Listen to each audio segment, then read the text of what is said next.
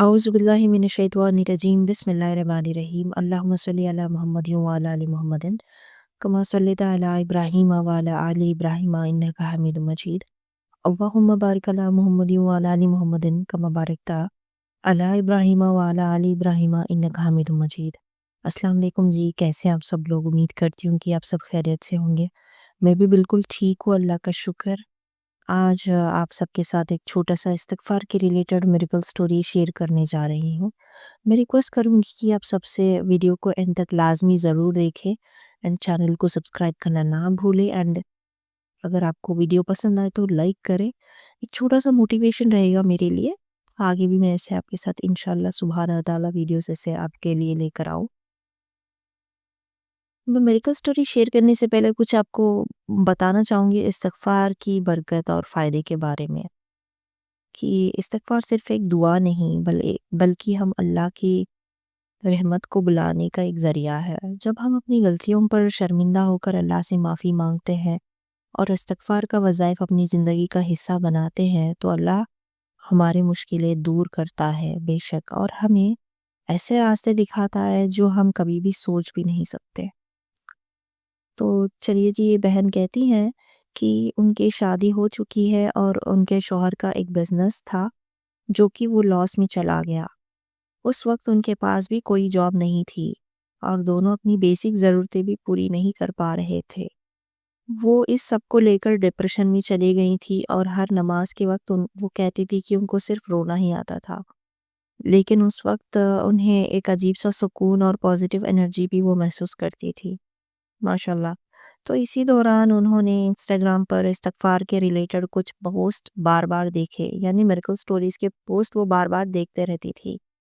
और इन्होंने डिसाइड किया कि ये सूरह तौबा की आखिरी 2 आयतें रोज़ाना पढ़ना शुरू करना है।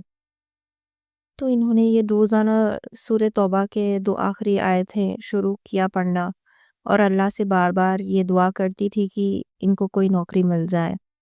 तो ये कहती हैं कि हालात इनके इतने ख़राब थे, वो हर वक़्त स्ट्रगल कर रहे थे और अचानक से एक दिन उनके शौहर का अपने वालिद के साथ एक झगड़ा हो गया और उन्हें घर छोड़कर निकलना पड़ा।